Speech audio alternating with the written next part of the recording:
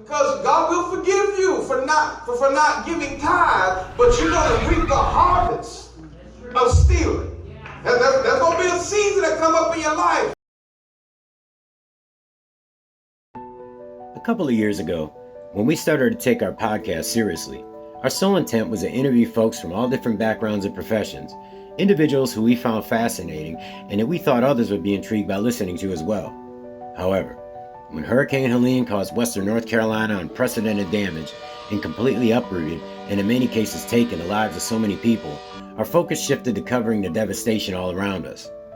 It seemed as though the national and international news media had forgotten us before we even had a wireless signal to report on what was happening and what needed to be done about it.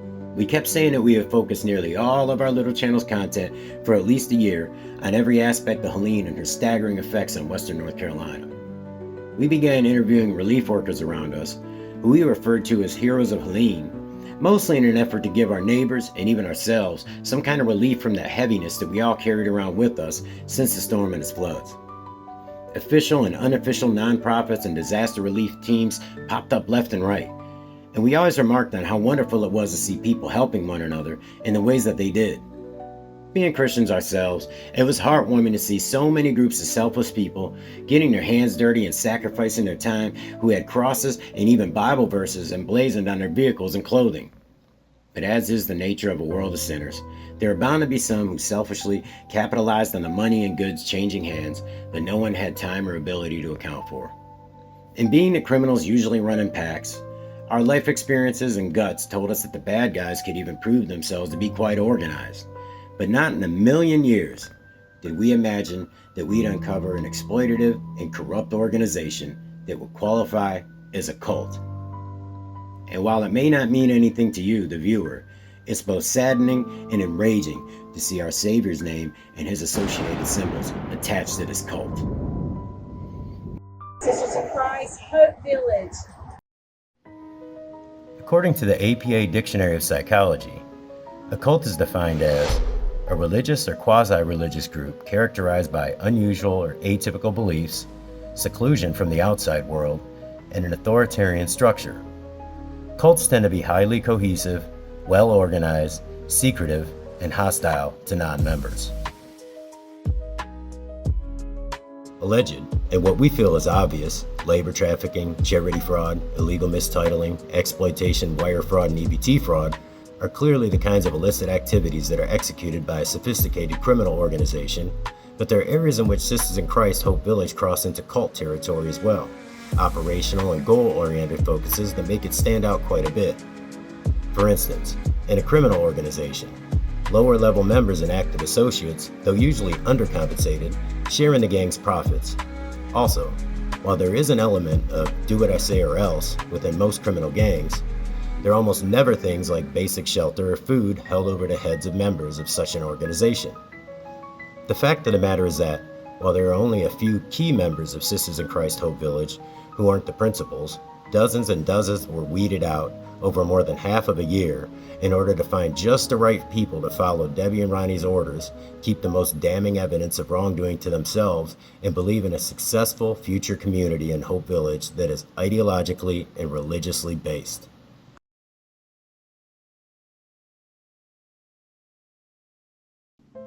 While the term cult may create different mental images and ideas for many of us, here are the official 7 qualifying characteristics of a group being classified as a cult, according to the esteemed Lawless Center, in no particular order. Deception and manipulation. Cults often use misleading tactics to attract and retain members, including lying about their goals or the leader's abilities. Control. Cult leaders exert significant control over members' lives, dictating their thoughts, behaviors, and emotions. Exploitation. Cults often exploit members financially or emotionally for their own gain, sometimes even requiring them to sever ties with family and friends. Isolation. Cults often encourage or require members to isolate themselves from outside influences, such as family and friends, to limit access to alternative perspectives. Mind control. Cults employ various techniques to manipulate members' thinking, often through repetition, propaganda, or emotional manipulation. Indoctrination. Cults instill a rigid set of beliefs and expectations that members are expected to adhere to without question, often at the expense of their individuality. Control of information. Cults often control the flow of information to their members, limiting access to the news, alternative perspectives, and outside communication. In addition to these, other characteristics frequently associated with cults include elitism, a belief in the group's or leader's special exalted status. And if you think that you can create a commune, No, I'm not suggesting. then try. Polarized mentality and us versus them mentality, often leading to conflict within the wider world. Fear and guilt. The use of fear, guilt, and shame to control and manipulate members. They have a list of everything you have done in your life. And if you ever start to fall out of line, this can be incredibly effective leverage against you, either to keep you in the group, to keep you in the fold, or if you leave eventually, to keep you from talking about how that cult works or going to the authorities.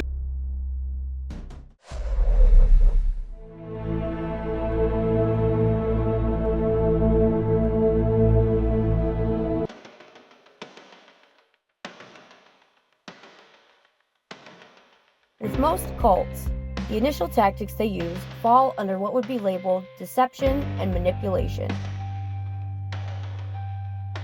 The leader starts by gaining the trust of new or potential members by putting on the act of being an incredibly caring, oftentimes religious, empathetic person. They will listen to their target's story and make them feel like they deeply care and want to help, and are able to help in ways that nobody else can. Then the promises begin. The cult leader, backed by his or her members, will promise their target the world. Whatever situation the individual is in will suddenly be fixable. Promises of safe, warm housing, legal help, a job, a car, food, a ticket to enlightenment or eternal life, and whatever other basic or grandiose things that apply directly to the current target. The cult members are not the only ones who will be manipulated and deceived. The leader and their sidekicks must maintain a facade for the public or outsiders as well, oftentimes to gain donations, praise, attention, and even to recruit volunteers. No mask can stay on forever though, and once someone realizes nothing is as it was supposed to be, it is usually too late and they've been sucked in like quicksand.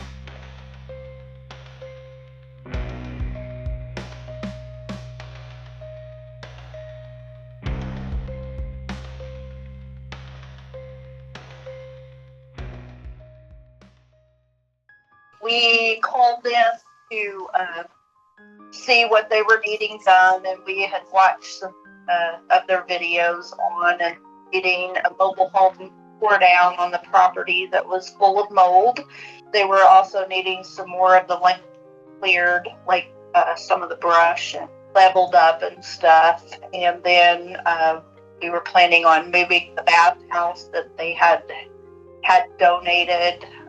We were going to move it and level up and set it up so that the residents could take showers. You know, they were excited to see us. We was excited to meet them, and we were just kind of like, wow, you know, like people were living in these tents, and our reason for going there was to help people and hear their stories, because we found out that when we first started all of this, we thought we were going to be going to help, you know, people, hurricane victims, and then we found out, you know, that wasn't the case, that it was HIV, AIDS awareness, and it was like drug addicted people, it was abused people, and a variety of things. And so we just thought, well, that's God's bigger plan, you know, like Right. we were fun with that. We were like, okay, let's, you know, we went to hear the people's stories.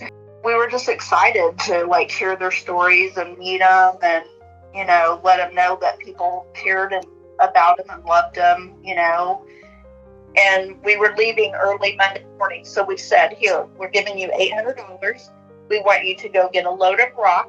We want you to rent a skid steer.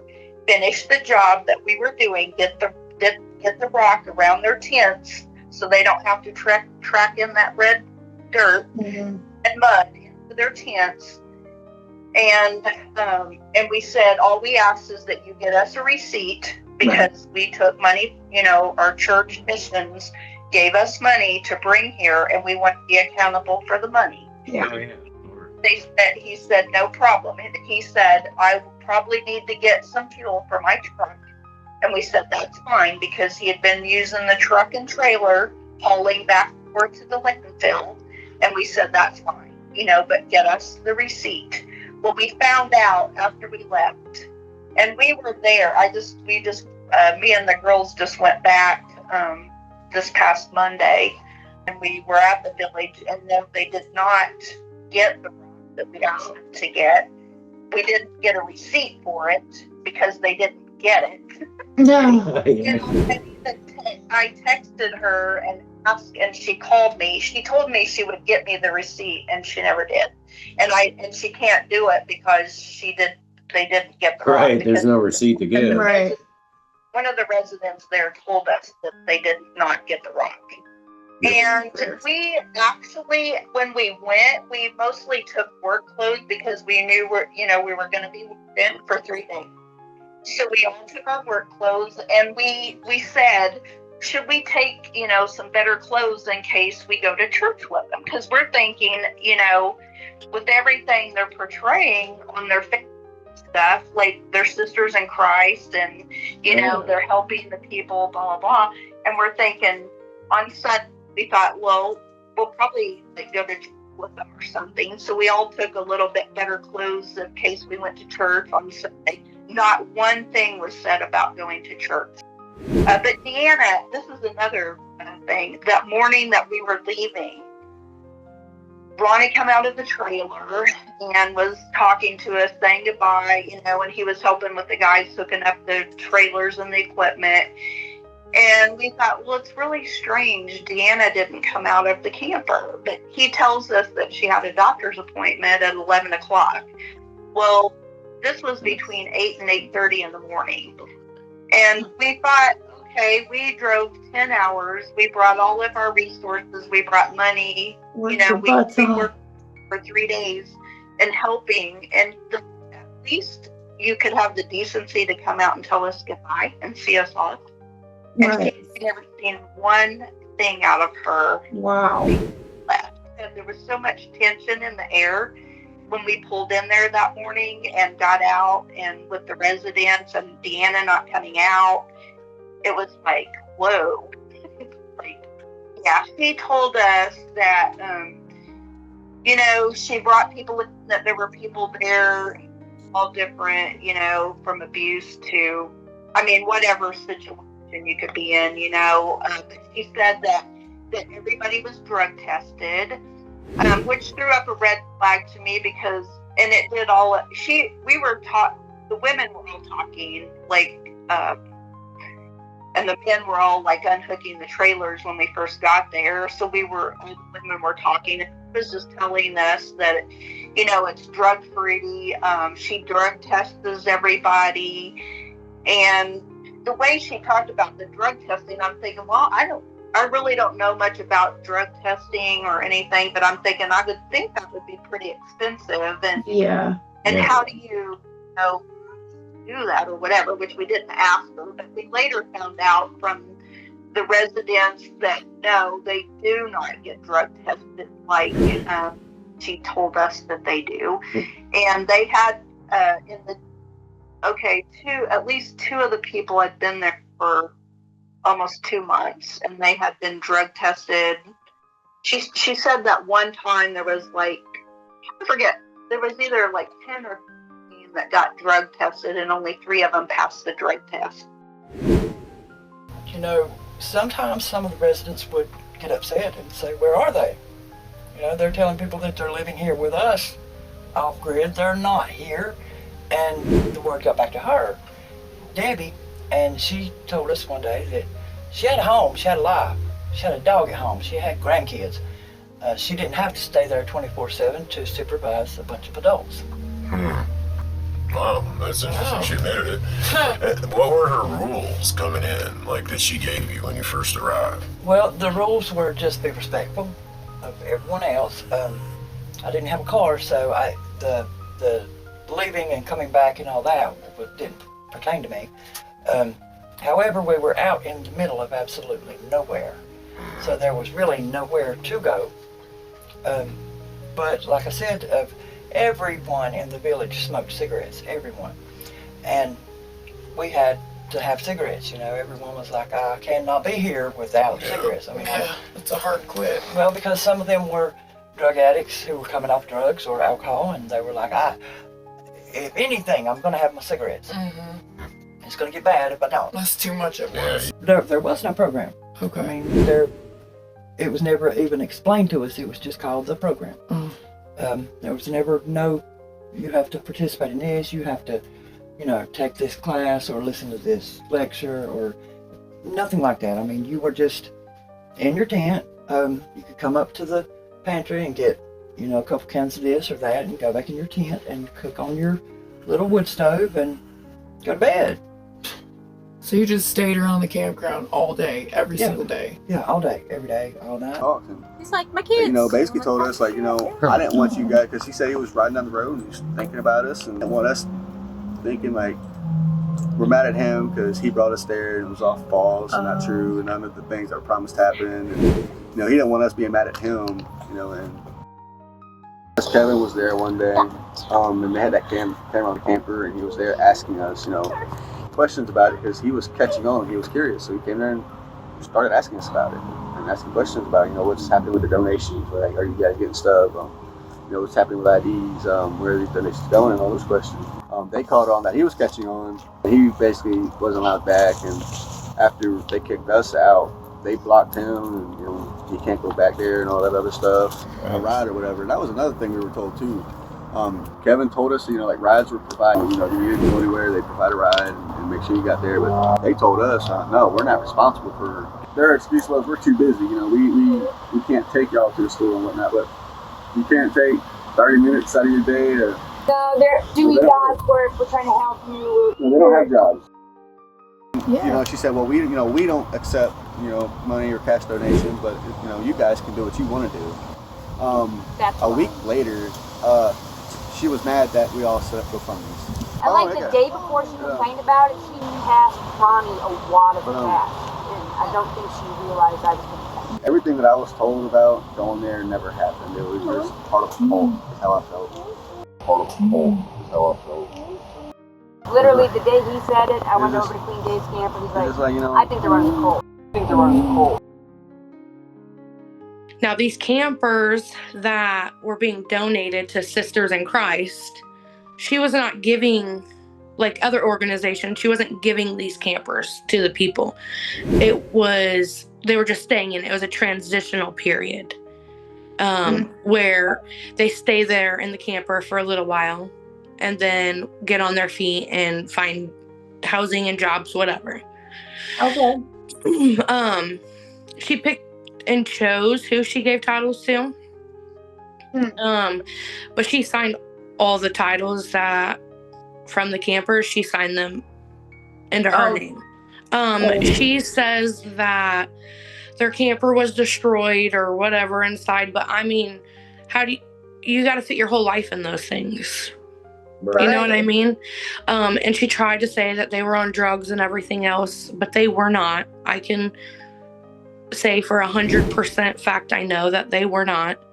And she did not give them the title. She told them they were on a 30-day probationary period. And the hot tents were up there then, but there were no families in them. There were 7 tents up, and there were no families in those tents for a very long time. Like, there's people in the mountains, literally freezing cold. Oh my gosh. Like, why are there not families in these? She tried to say that it was going to go to families that have children because DSS was trying to take children from their parents in tents. And that's what that was going to be for. But no one ever got put in them. until they moved them back from the church. She said that she was partnered with DSS to get families into campers and into the hot tents. And I wish I still had this lady's information. I did all I could for her. She was an older woman. She had a son who was autistic severely. He was in middle school.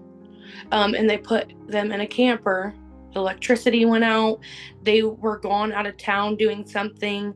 And that lady ended up just taking all of her stuff and her son and left because they didn't come help them.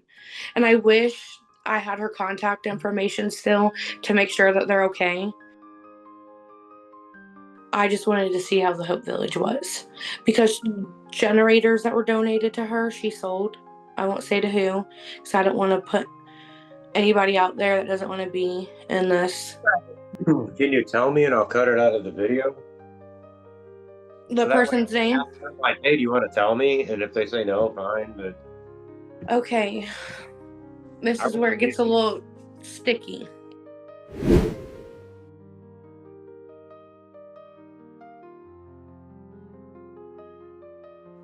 They were supposed to take all of them out to go get IDs and everything so that they could do that. But they never took them to do those things to even go forward. So that's 1, 2, 3, 4, 5. There was another couple, 6, 7. There was an older gentleman and there was another guy, so that's 9. And then Thomas and Candy. That's 11. Yeah. So yeah, at the time, John Ward was saying there's 50 people being taken care of there. Yeah, and when I went and volunteered that day, there was a couple that came and donated a camper, a very nice camper.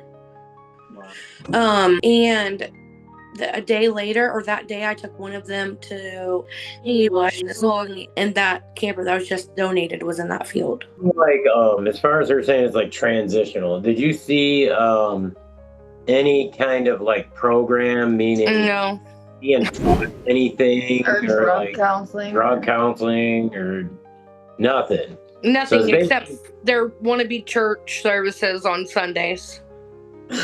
Wow, man! Like, I don't understand how you're transitioning from a tent to a camper to a supposed apartment there's no or trailer, but there's nothing that determines that unless they just want you out of there. Like, yeah. They just.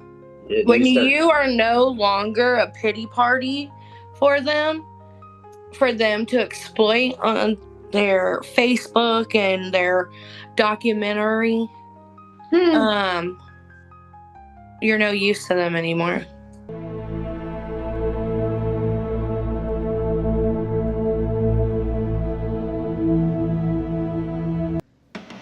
Cults frequently employ isolation tactics to control and manipulate members, often separating them from family and friends, controlling resources, and limiting access to information.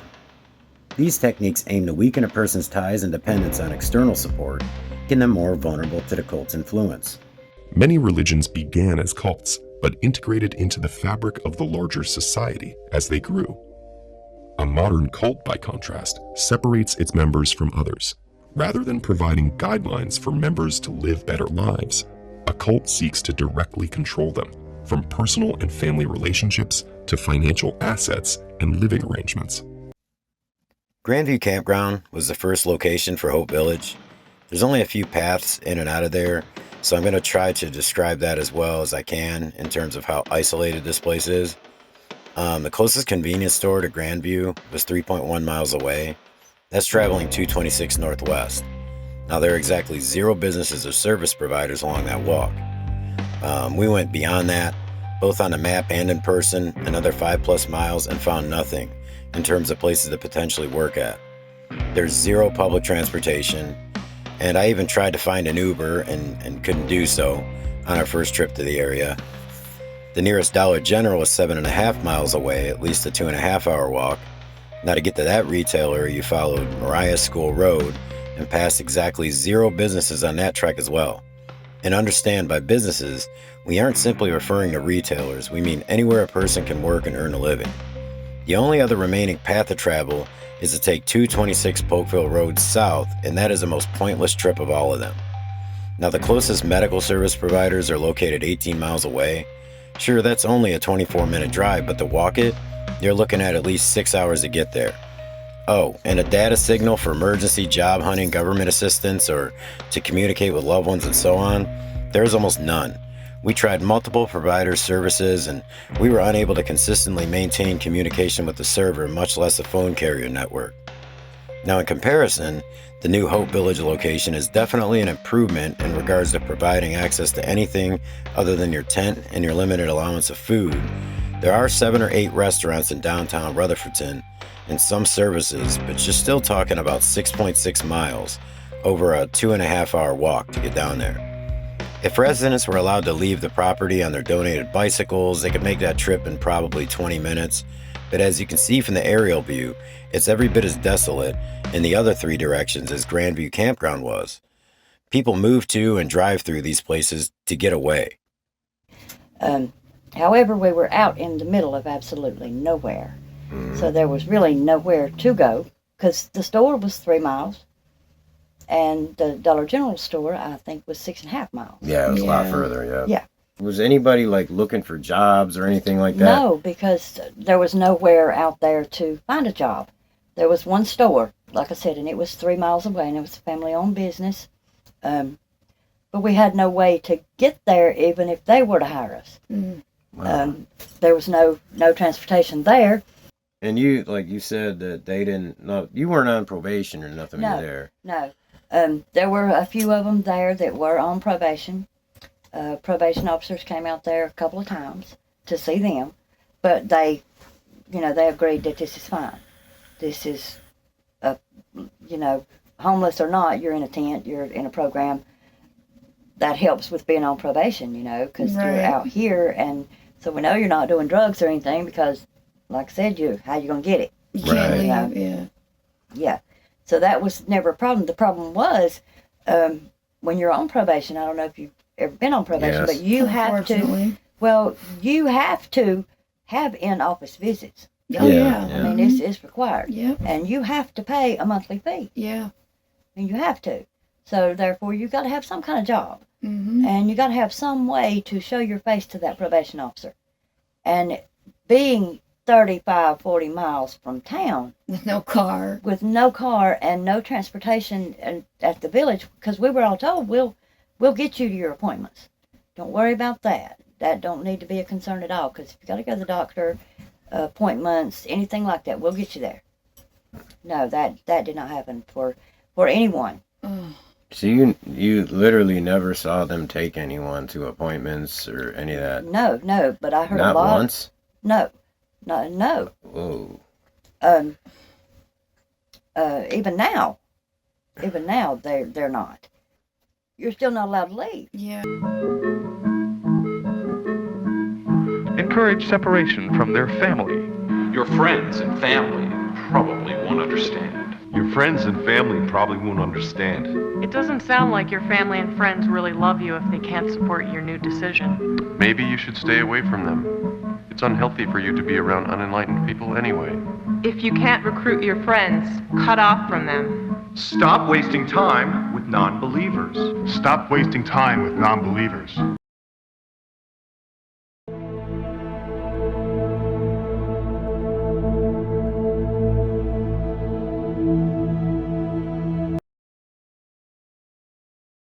This lady, but I can come down that way if I.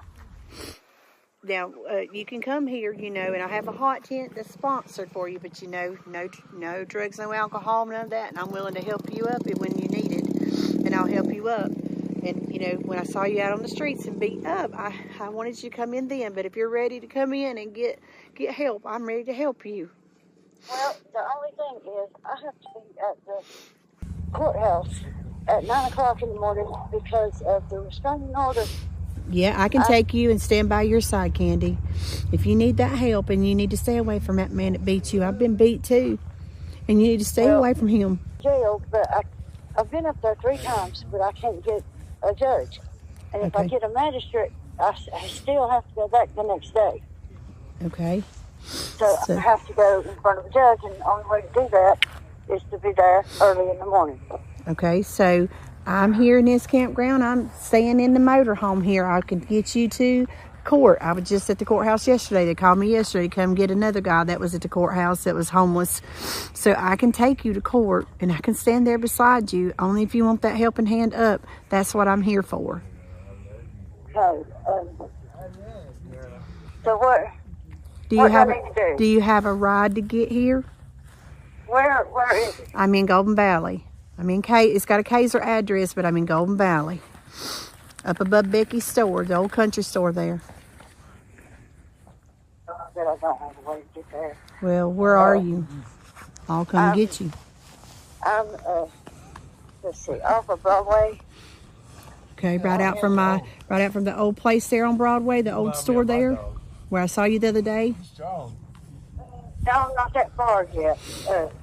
You walking? Are you walking? No, I'm on my bike. You're on your bike? Yeah, I had to take some help from lady. You got a knife on you? Do you have a knife? No. Somebody's with me right now, though. I'm all right right Okay. now. Okay. Your phone's cutting out, Candy? Okay.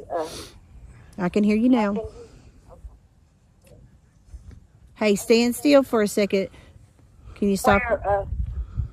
Where I was staying, Uh-huh. this is not safe. It's not healthy for you. No, and this lady let me stay with her for a couple nights, stays over in the projects. Uh-huh. And so she can't just let me stay there. No, because, when you're in a project, you can only have 3 people visit you a month there, because I transition people from the hot tents into those apartments. So if you want me to come get you, I'll come get you right now. Or you going to come in after court, or what's your plans? I'd like to come get you right now so you won't be out in the streets, but I can't help you unless you want to help yourself. I know. What I had thought about doing was, since all my stuff is here, was asking her if I could stay one more night and just go on with you from court. So you want me to be there for you at court? Yeah. Or I need to make sure I got a ride to court. I got you. This is just. I know. So, but I can't get you to court unless you're in my presence. You know what I'm saying? Unless you're, I don't know where this girl lives, or I don't know anything about that. And the only way I can get you to court is if you're right here in front of me, and I can get up and we can go to court together, and us stand together and move you forward instead of where you're at. Oh yeah, because this is just too much. Where I was staying, like I said, it's just not safe. When you say safe, are you being hurt, or do I need to call the law now for you, or anything? No, it's just somebody makes me very, very uncomfortable there, and I had rather be on the street than be there. So yours. So do you want me to come get you now? Well, I'm not done helping this woman. I'm carrying some stuff for her. Okay. Can you do it so I can get a? Can I do what? Can you give me just a little bit to finish so I can get a? Yeah.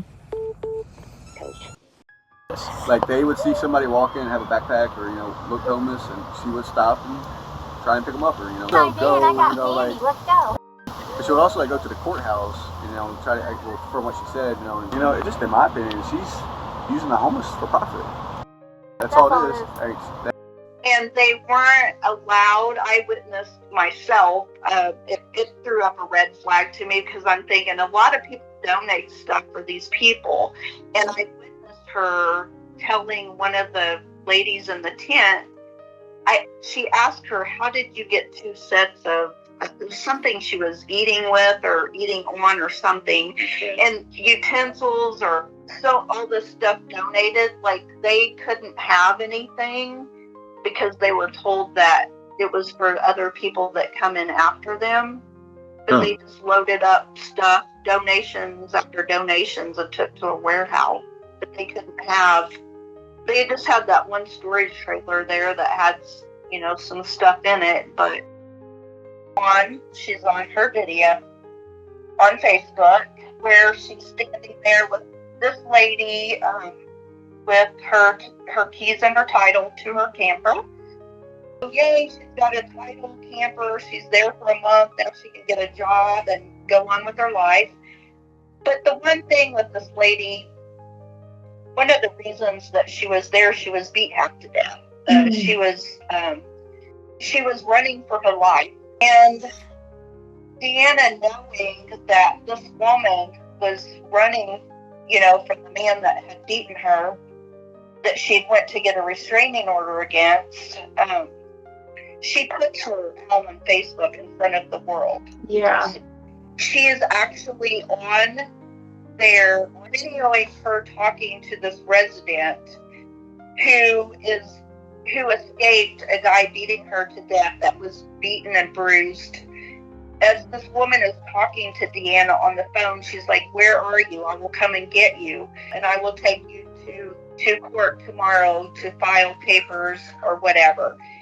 You know, telling the world on her Facebook page that this person, "I'll come and get you." And then she puts her on getting in her camper. Anybody, you know, and you're putting her life at risk.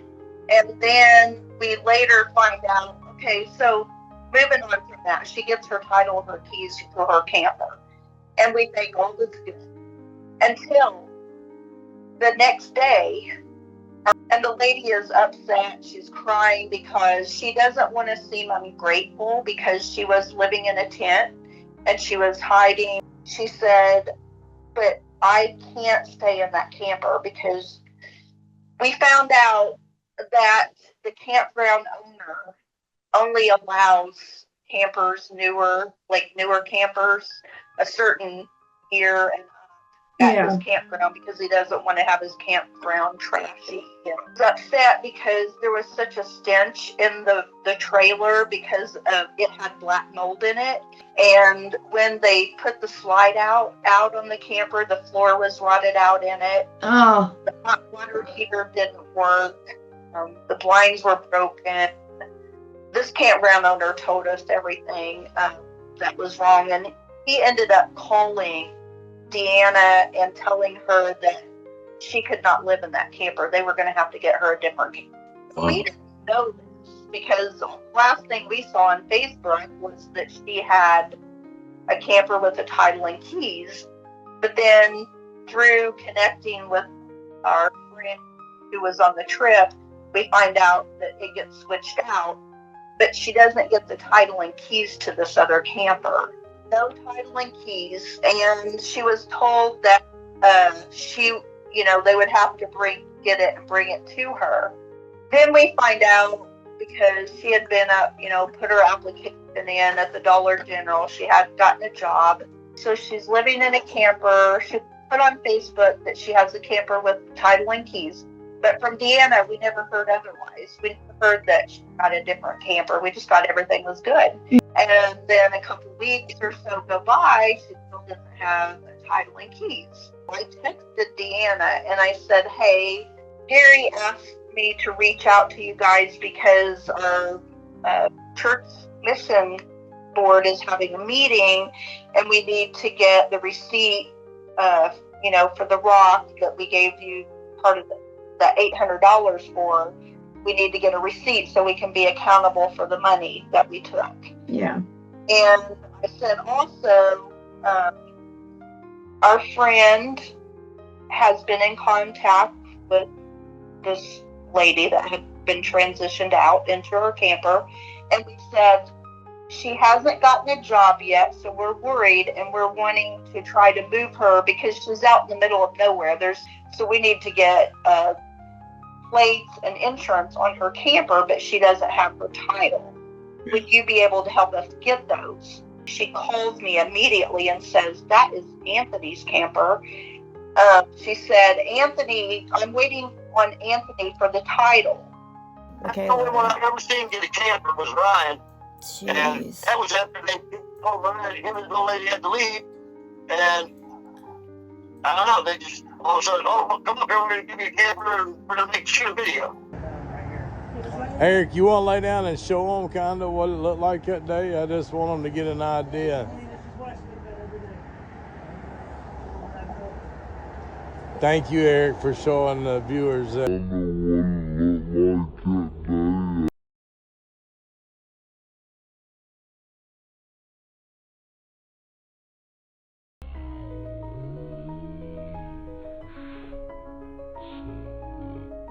And many people's been asking me for the last few months, are they still people living in tents in North Carolina? And the answer is yes. Yes. And they have, tell us how many people you got living here. At the moment, we have 9, and number 10's fixing to come in. But how many total people? Total in the whole campground? Yeah. We have 51, and 19 of those are children. 19 children here. And, this is a campground, and they do have to pay for the spots. And we're going to talk about how that happens, and maybe y'all want to help sponsor them on their Amazon wish list for things that they need here. And they don't take cash. They don't have a GoFundMe or a PayPal or anything like that. They just take direct donations, and we'll talk about that more as we go. She's always had a passion for people and love and, you know, caring and helping and always going out of her way, whether we're riding down the road or, you know, God just always brought people to us and to her, you know, in the beginning, and it kind of was.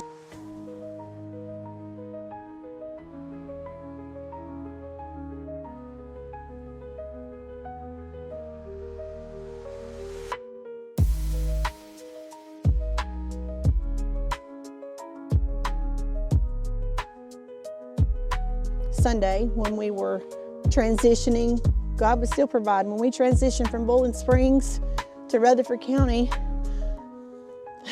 the tent sites were paid. Sisters in Christ is a little bit more than Hope Village. Sisters in Christ has been around for a long time. 8 that I started ministry. It's when God called me to do what I'm doing, and I know that that's my purpose and calling, because, you know, within this past month, 3 people with HIV has come to us for help. Yeah. And so that's the reason why it's very important to know your status, and me to be 100% honest with myself and what God's doing. We had this old camper that was donated from Ray. This whole setup was Ray. Yeah. And his family. So, now, when I say setup, from the truck to the camper. Ray right. pulled in, come into the church, or come into the warehouse at God's shop from Maryland, him and 2 guys. And they stayed with us all day, and we didn't know them. And they worked with us and went out with us and prayed with us and laughed with us. And a month and a half later, I get a call from this family, Ray, Mr. Ray from Maryland, and he says, "Is this Deanna?" And I said, "Yeah." He said, "We were hauling in a U-Haul truck back and forth up and down the mountain so on Noah Burnsville to here, mobile ministry." And Mr. Ray said, "Deanna, my family and I want to buy y'all a truck." And I was like, "Lord heavens, I need to sit down, Ray." I said, "Because, you know, we didn't have a truck. We were helping people without a so truck. That truck's been this truck was given by God. Right. This truck was delivered on a rollback to Sisters in Christ and sat there. You know, so they had traveled all around the world with their family. And Tom and Mikey, they go, "I'm finally getting this insurance." And it's God's movement. So we had that U-Haul, and the bill got to $3,000, and Sister Donna. So you just ran the U-Haul to haul supplies. Right, to help people, To help people. And we couldn't afford that, because Ronnie and I, we didn't have that. And Donna had said that she would front that bill. And when Scotty called me from Green Hill Store and told me that that the bill was up to $3,000, I was like, "Oh, wow." Which is right below Lake Lore. Yeah, in Chimney Rock there, Green Hill. And so I had to call Sister Donna. I was like, "Sister Donna, we can't use this U-Haul anymore, because the U-Haul is getting too many miles and costs too much money. We got to take it back. I got to take it back today." And so so when I went out of the warehouse of God's shop, there was a man and his daughter had pulled up. And they get out and they start telling me everything about this beautiful, beautiful, beautiful motorhome. It might be ugly to y'all, but it's $1 million motorhome to me, because it's heaven sent from God. But she keeps me and Ronnie warm. But that day, Mr. Tom had told me, he said, "You can use this for the ministry, or you can bless the family with it." So that day, I knew that the U-Haul was going back, and I had told Mr. Tom and Miss Mikey R. I had told them that I would do my best and make sure that this would go to the right person or family. So when the U-Haul had to be returned, I called Mr. Tom, and you know why? Because we need to watch the village. Right. We have to watch the village. And plus it's helped us deliver a lot of supplies. I watched the video from John Ward, and I seen the Amazon wish list, and it was completely bought out. There was like 6 of those solar panels that you could charge your phones with and everything. She gave them only 1 of those for all of those hot tents. 1. Just 1 for everyone? 1. Oh, wow. I would. And that Thomas guy, they kicked him out because apparently he was the one who shit in someone's yard or something. I don't know. But why she brought him there, I don't know. Because I was told by someone that the reason he just got out of jail was for sexual assault. And I told the women there about it because I felt like they should know. Yes. And I guess when one of them brought it up to Debbie, she was like, well, would you want your business put out there? Why would you allow him there with women there? Because I guess he went to a couple of the women like, oh, if I give you, I can't remember if she said a pack of cigarettes or $20 or whatever, can you get your friend to show me your boobs? But why would you allow someone in there with a bunch of women, even if they have a spouse or not? But they brought him there because 2 people that brought donations that they said that they saw his transformation from the first day he got there to between all the videos that John Ward posted, and that is why they chose to come there and donate items, because they saw that, but they just used him. We don't gotta have a fancy car. That fancy car that I've heard all over Rutherford County that I got, it came from a dead husband. A dead husband. My dead ex-husband. I'm able and capable. I've been called this mission here at Hope Village. And other people can say lots of things about Sisters of Christ Hope Village. A lot of people can say that we're all here from cults. Excuse the last minute addition, but we've decided to add just a short 2-minute section to this project.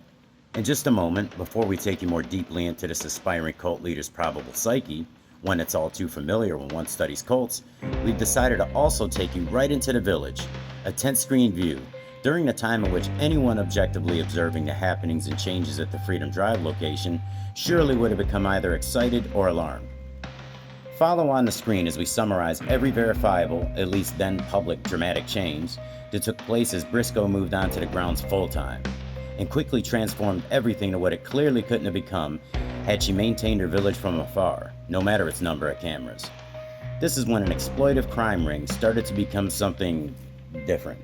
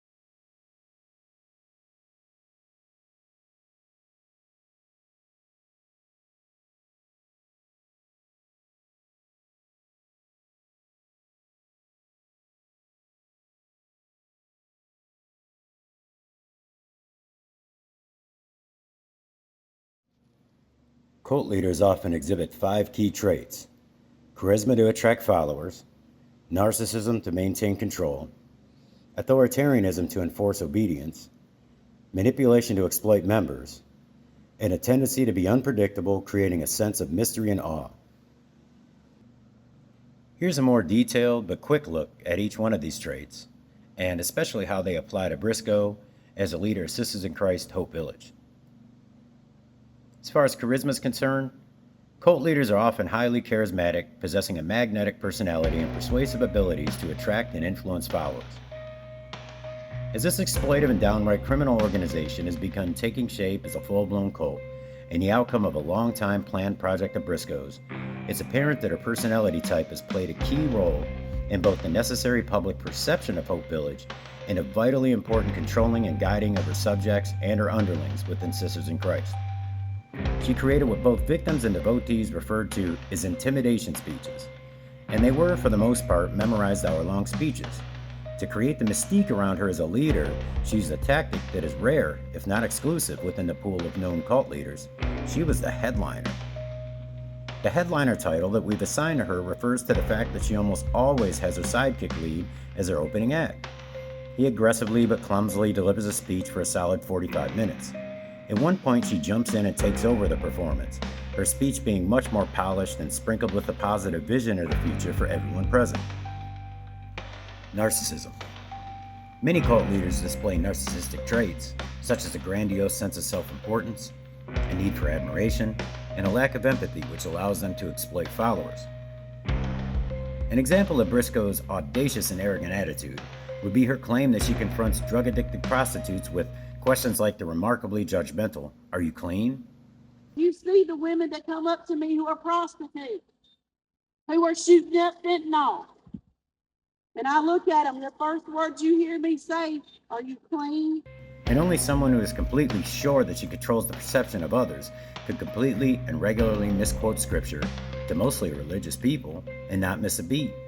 In fact, she's audacious enough to often use the misquoting as an introduction to her past and or present achievements. Running a community homeless shelter as a selfless and mistreated martyr type, or beating drug addiction cold turkey while most people require medical and mental health care to achieve sobriety. It should also be said that she has regularly turned down collaborations with organizations who want to do positive things in and beyond their communities.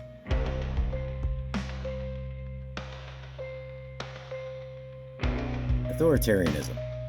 Cult leaders often exhibit authoritarian behaviors, dictating beliefs and actions of their followers, demanding obedience and establishing rigid hierarchies.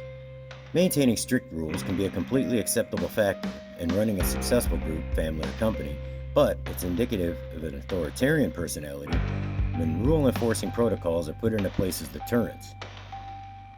Debbie maintains surveillance absolutely everywhere at Hope Village, and cameras point in.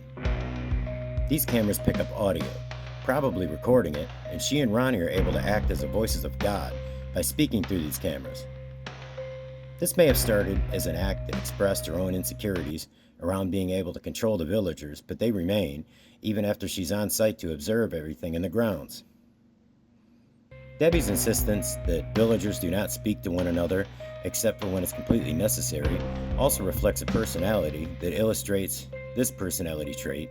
Controlling the speech and interactions of adult human beings creates an obviously subservient group. With rules like this, Debbie is testing the limits of her power. And as per the way the Hope Village has been run, she punishes harshly. When she doesn't like someone's attitude, or so much as thinks that they've spoken negatively about her, she not only kicks them out, but gives them a camper to live in on a lot that they cannot pay for. Where these people end up is always a distance from any kind of employment opportunities, friends, or family, so her control continues far beyond the barriers of Hope Village.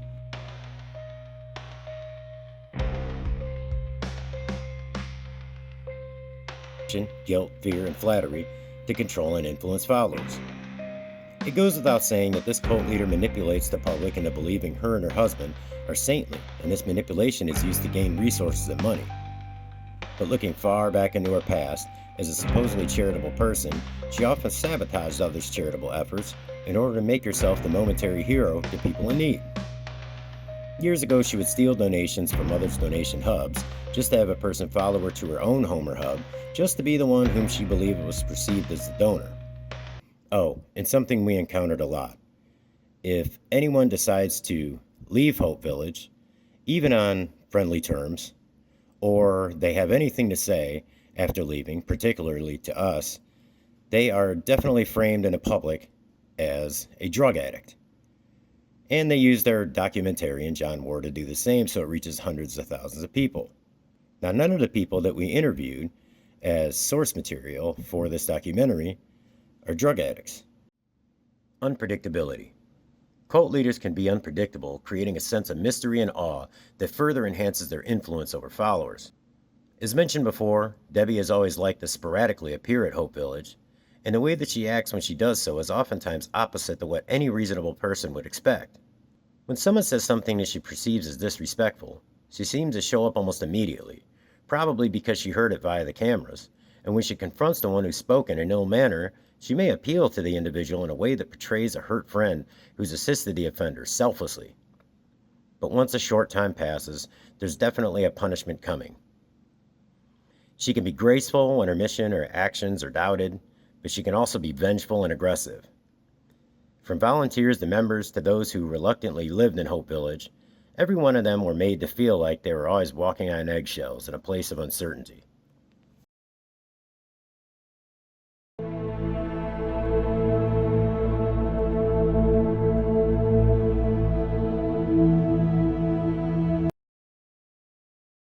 Of course, cults try to squash all divergent points of view, just in the way that you would expect an authoritarian or a tyrant to do. You know, tyrants will censor. Tyrants don't allow a free press. Tyrants don't want criticism. They don't want to be humiliated, so they outlaw comedy. Right? So you would expect the same sort of stuff in a small tyranny of this cult. And that's exactly how it works. The cult seeks to monopolize the truth. And, okay, so there was an instance where people came from out of state and y'all got to meet them. Yeah. At least once, right? Or maybe more than once, I don't know. Oh, yeah, we got to meet a few people that came. You know, they would come and want to talk to us. But mainly, like, when volunteers would come, we were to alert them that they were there, if they were there. And because, you know, everyone that came wasn't bringing donations. They wanted to come and check the place out and maybe donate money or see what the need was or how it operated. Yeah. So they would come, and Ronnie or Debbie, sometimes both of them, would walk them around everywhere, show them the tents and everything. But we were told to stay out of that, you know, stay in your tent. Go up there, mind your own business. Don't come up talking to any of the volunteers or anyone that comes from out of state or anywhere that we're talking to. You stay out of it and don't speak unless you're spoken to. Now, sometimes we were told things to not say, you know, like, well, you don't have to tell people that your story for being here or whatever. We've got that covered. So sometimes, you know, people would come from different states or, I don't know, even in this state, they would come and they would see us and they'd come up to us and, you know, just be like, hi, my name is Jane or whoever, and I'm sorry for your situation, but I'm here. I want to see how things are going for you and let you know that I care about you. And so, you know, we would talk to them or whatever, but then later we would be told, you know, that's a no-no. These volunteers that come here, because we worked, myself and another resident especially, we worked from sun up to sundown. And if volunteers would come that might help work out there, and we would talk to them, we would be told immediately and thereafter, you don't conversate with them about anything that goes on here. You don't exchange phone numbers. You're not here to make friends with anyone. The volunteers come here because we let them come here. And there's no need for them to try to keep track of you or your story or anything like that. But a lot of them were there for that reason. You know? Right, they want to make like, a connection, kind of. Yeah, they were like, I felt drawn to you. I want to keep in contact with you and see how this is helping you, and I want to know, I want to see you progress. I want to follow you. Yeah. And we were told that is absolutely not allowed, and if you are caught exchanging phone numbers with any volunteer or getting personal with them, you're out now. Oh. And they don't want strangers coming to their village because strangers have a tendency to badmouth things they don't understand. That's what you're told. Yeah. And, you know, strangers they don't tend to badmouth it. They're curious. They want to know what's going on here. What is this? And if you're asked what's going on here and you're immediately jumped on and told to don't worry about it, get out of here, you're just trying, well, then people are going to think bad things. Oh, absolutely, you're right. I'm pretty sure it's because Kevin was there one day, and they had that camera on top of the camper, and he was there asking us, questions about it, because he was catching on, he was curious, so he came there and started asking us about it, and asking questions about, what's happening with the donations, like, are you guys getting stuff, what's happening with IDs, where are these donations going, and all those questions. So he caught on, basically. We were telling him what was going on, and then they caught on that he was catching on, and then he basically wasn't allowed back, and after they kicked us out, they blocked him, and he can't go back there and all that other stuff. Well, what was said? What females? These people don't even have cell phones. Some do. Some do. Text now or something like that, but I mean, they don't have their own be able to call out. Their Wi-Fi here. One of the ladies, the tent resident, and they had their phones out, and he saw them, and he went up to them and said that they weren't allowed to be in contact with us. Wow. We were just like, are you kidding? This is why we came here.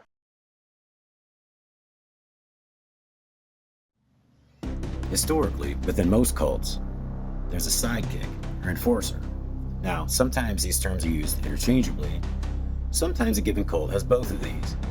A sidekick's more a close, trusted follower who's often a confidant, advisor, or partner in the leader's plans. An enforcer is a similar individual who just happens to use force, intimidation, or violence to maintain order, discipline, or obedience within the group.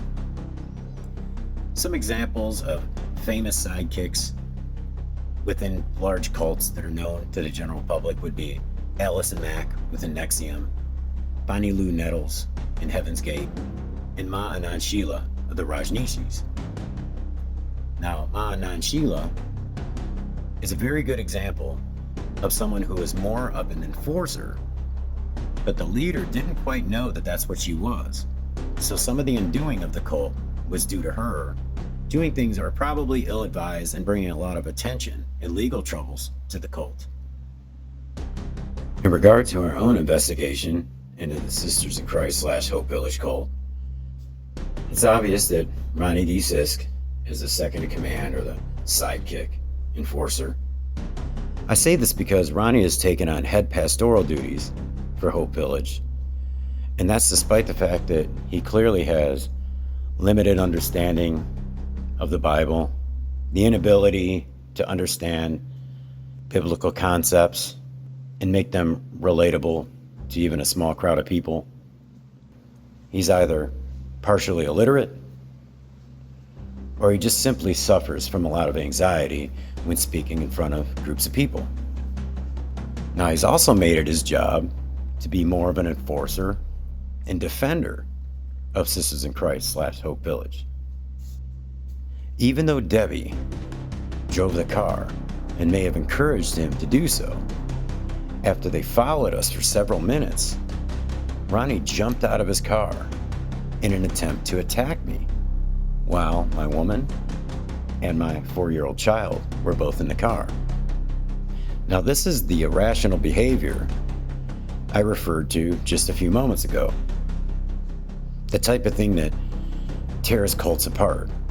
They need to operate with limited visibility in terms of things that could be viewed negatively by the community, and definitely by law enforcement. There are lots of things that people will set aside when you tie religion into a group of people. They'll set aside someone stealing. They'll set aside some meanness toward members, secrecy in terms of what the group or church believes in, how the cult really views the world. But when it comes to violence, it's usually the last nail in the coffin for most cults. With all that being said, if Ronnie is the one who's taking on most of the pastoral duty, he's the one out there risking his own freedom, especially being an ex-con. And he's the one showing up on camera more, applauding the people that are working hard. Now, I understand that she's usually the one who's got the desperation in her voice and is essentially begging for donations. I also understand that she's the one who's the face to this cult. But the face isn't what's selling this thing. She doesn't do any sort of creative marketing that draws more people in. In fact, with something like this, you don't want to do professional creative marketing, because then it looks like you just have all the time and money on your hands that you could ever possibly need. So Ronnie essentially has taken on most duties. Now think about the company that you work for, or just one that you know about.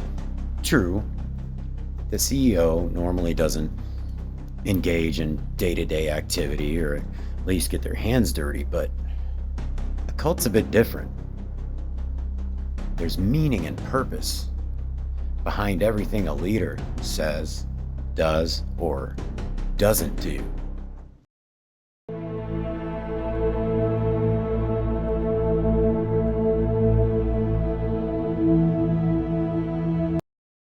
Many religions began as cults, but integrated into the fabric of the larger society as they grew. A modern cult, by contrast, separates its members from others. Rather than providing guidelines for members to live better lives, a cult seeks to directly control them, from personal and family relationships to financial assets and living arrangements. So, we even asked if when it was getting bad, we didn't have, they didn't have meat at all. But some people had food stamps, and we were like, we need to go get some hamburger meat or something, and again, cigarettes. Well, no, you cannot walk. A couple of us had bikes, couldn't ride bikes. We just weren't allowed to go, period. I mean, so you weren't allowed to leave at all? No. I left the village 2 times, the time I was there, and that was with a volunteer that had came from the coast of North Carolina. She had been staying there in her RV, and she had to go get gas for her generator. And she came to me and said, if you'll go around and get everyone's money and what they want, I will take you and only you to the store with me. And that was allowed twice. Wow.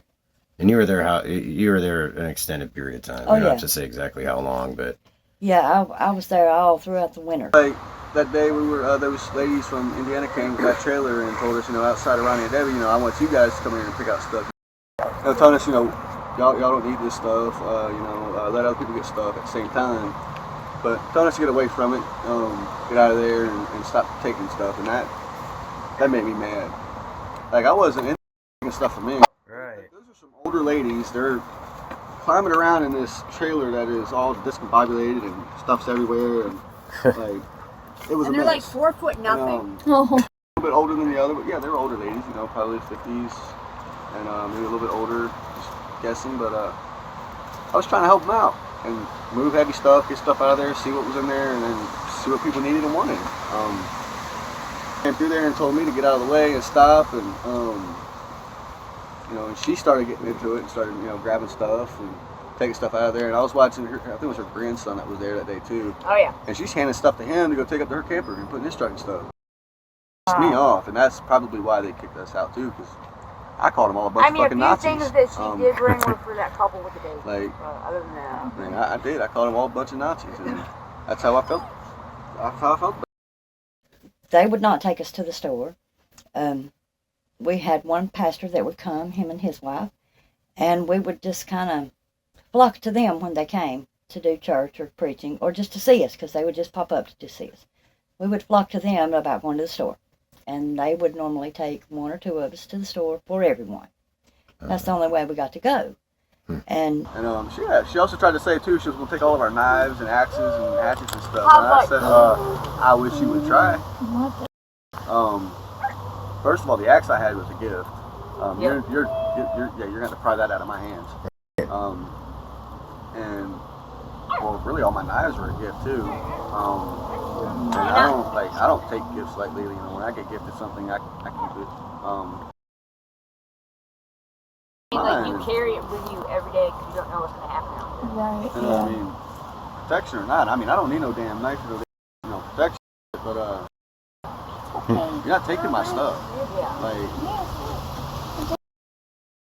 everything that I own pretty much behind it, just bring clothes and what I needed. Yeah, they said only bring what you need, you know. Your clothes, Don't worry about it. Donate it to another homeless dude or something. You know, stuff that you need, or sentimental objects, whatever, and that's all you need to bring. And everything else is going to be provided. Clothes, blankets, pillows, hygiene stuff. Everything was supposed to be provided. So, we were just talking to other people that were staying there in the campers that have been there and don't have nothing to do with those two. And, like a couple that she met, you know, they offered, you know, to give us rides and all this other good stuff. So she got a ride from them one night, go out and get cigarettes and come back. And barely going 30 minutes, and she comes back and she's hollering at her, going, you know, don't be asking for rides from people and don't be knocking on people's doors, and you know, just stay away from the people up in the campers. And she calls a meeting about it, doesn't even talk about none of that, like none of that. The one day I took one of them to the gas station or to the store or something, I always make sure, like, did you tell Debbie, you know, because I don't want any issues. She was like, I told Kevin, and he said he didn't see an issue with it. So she would have him watch them and stuff when they would leave to go do something. God, that's like just so awful just to like hear that and then like Watch repeat it back. them. Like have him watch them. Yeah, like they were children. Children or like when I went and volunteered. Yeah, and when I went and volunteered that day, there was a couple that came and donated a camper, a very nice camper. They just wanted to search everybody coming in. They did question me about Victoria though, because like she thinks she's the police. She want to search for shit and make sure they're not bringing anything in and all that good stuff. If you go out and come back, they want to search you. I mean, because I had a couple of things that, you know, meant something to me. I had a crossbow. I had a couple knives that, you know, were like old and I wanted them. I had a couple of things that he told me, yeah, I'm sure you can keep those. Those are your property. I said, okay. Well, I get up there. They make me turn them in. I got them back about 2 weeks after I left there. It took that long to get them back to Kevin.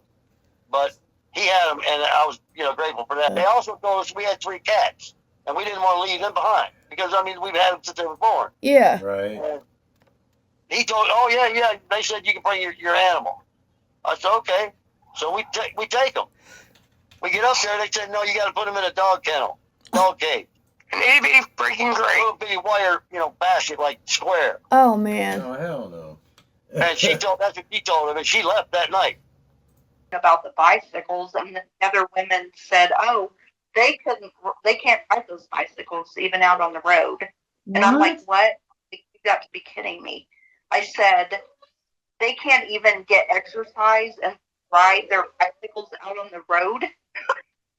and honestly, and we said to ourselves, they're like imprisoned slaves.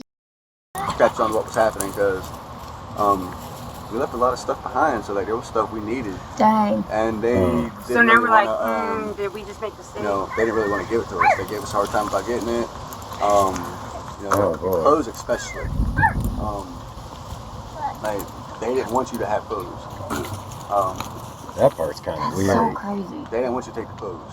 Like it was 10 outfits.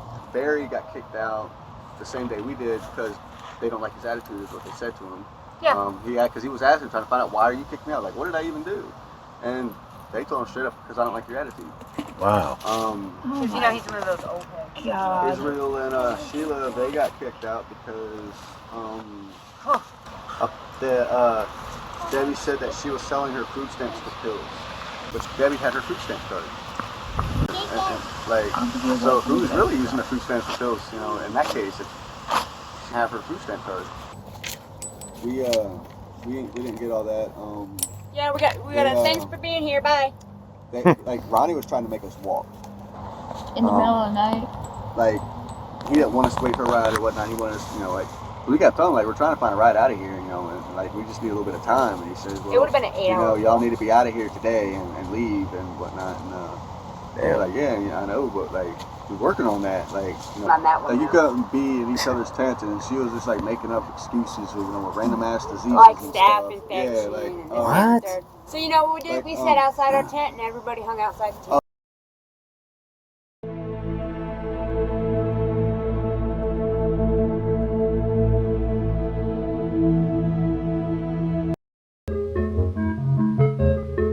If you can, restrict their eating habits to low-protein food. Control their thoughts. Our ideology answers all questions to all problems. Let our doctrine think for you. Control their emotions. Induce guilt. The United States dropped the atomic bomb on Hiroshima. People are dying of starvation. People are dying of starvation. You are not living up to your potential. You are not living up to your potential. You cheated on that test. And fear. The enemy will electroshock you, torture you, kill you, or carry you off to hell. One meal. One meal. Come on. She told us you're only supposed to really have one meal a day. That's all y'all need, and y'all need to eat that together. One person designated to cook, you know, and it'll change up every so often or every day or whatever. You know, y'all got to eat that one meal together. I'm not sitting down to eat dinner with these people every day. I'm not in prison. I'm not all that other good stuff. That's not happening. Yeah. Her excuse was to kind of like teach you life skills. Yeah. Teach us how to be a part of society. Part of society and people. She said those people that get food stamps need to use their food stamps to feed everybody else in the village. If you only got like $291, you were expected to feed 13 people. Holy shit. She wanted you to share it with everybody? Oh my God. Basically, you know, to say, call on that a bunch of us had food stamps, quite a few of us. Yeah. Oh, yeah. Say, well, y'all don't really need stuff out of the pantry. Y'all got food stamps. You can use that to feed each other and whatnot. But then she didn't want you to leave, though. Yeah. And how dare you say take care of each other and feed each other? You brought me in here. Right. I'm sorry. I mean, I'm not going to see nobody hungry, but I'm going to see my wife and kids fed first. There was a guy and a girl that had lived there in a tent previously, and they transitioned into a camper. Well, something happened there. The girl had a job, they got a car, they were doing good, and they had lost their kids previously, but they were doing all this to get their kids back. Because that was, again, the promise that was made to them. They would help them do that. Okay, so they, and they did have a drug problem when they came there. And that's why their kids have been taken away. But they had done so good, you know, they were doing everything they were supposed to. And then I think it was her mother had a stroke or something and was at the hospital. And they left and they had to be at the hospital, which is understandable. That's their parents. Right. But I noticed that they didn't come back for days, and I kept asking, where are they? And they were like, I don't know. They haven't told us anything since they said that the mother was in the hospital. So they came back. Well, no. It was like 3 or 4 days. So we were told, all the residents were told, you know, get trash bags and go down there and clear their tent out. Throw it all away because we don't hold tents for people here. We have people calling all day and all night needing a tent. And were there empty tents at that time? Yeah. Okay, I just wanted to check. Yeah, there always were. Yeah, figured that. So they cleaned the tent out, and they found a hamster in there, in the tent, and I mean, they found a hamster in there, and it was up under a bunch of hay, and I mean, it was cold in there, granted, but there was a bunch of hay in the cage, and there's food and water. I don't know if the hamster was about to die or what, but a volunteer got the hamster and, I don't know, brought it back to life, for lack of a better way to explain that.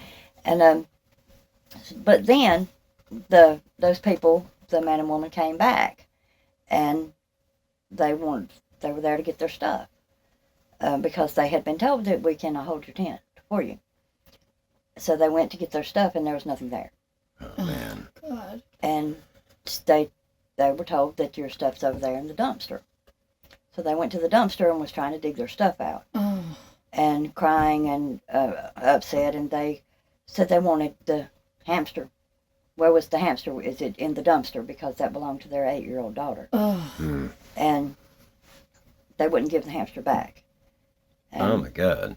And it was raining, and all their stuff was in the dumpster, and I don't think they ended up getting anything. Oh, and they kept the hamster from them. They kept that. Yeah, and we know that this story is true because we were there the next day, and the volunteer that you mentioned from the east, the coast of North Carolina, said that they named it Lazarus because it rose from the dead. Yeah. Yeah. So they just kept their damn hamster. Yeah, that was before we knew anything was really wrong at this place. Any idea what happened to those people? No, I haven't seen them again. Man. And then when Deanna found out that we had bought them stuff, after we left, they had a big,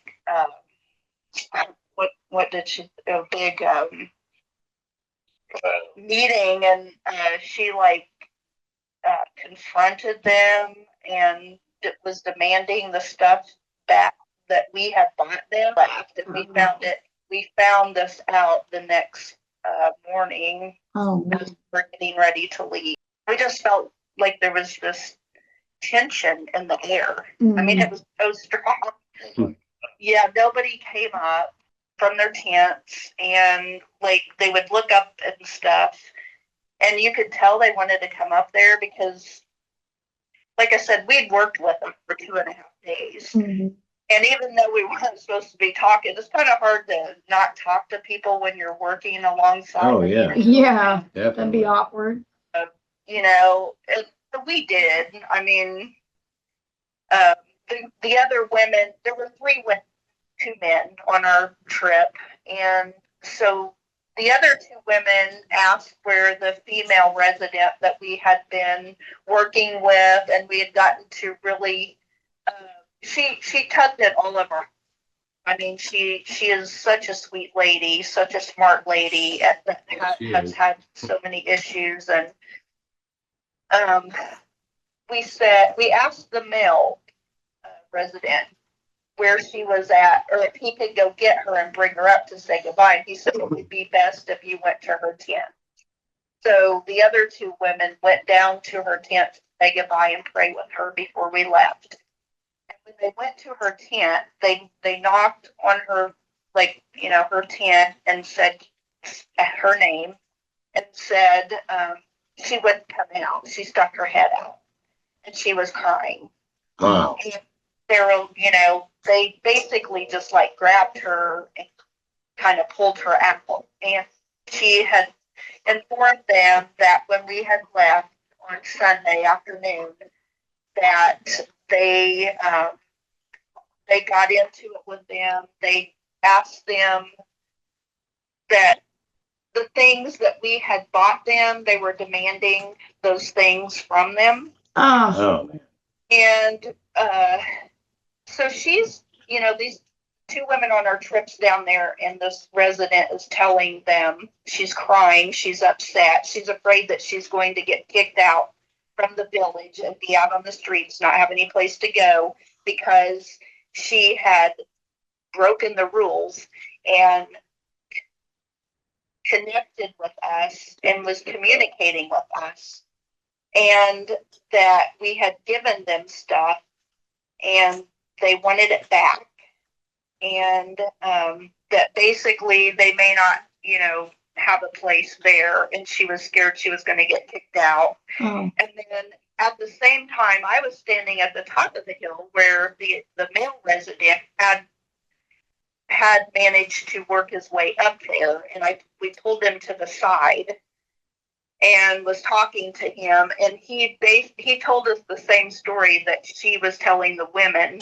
The bottom, like outside of her tent, that something had went down after we left the day before, and that they belittled them in front of the whole group of everybody there, and like scolded them, and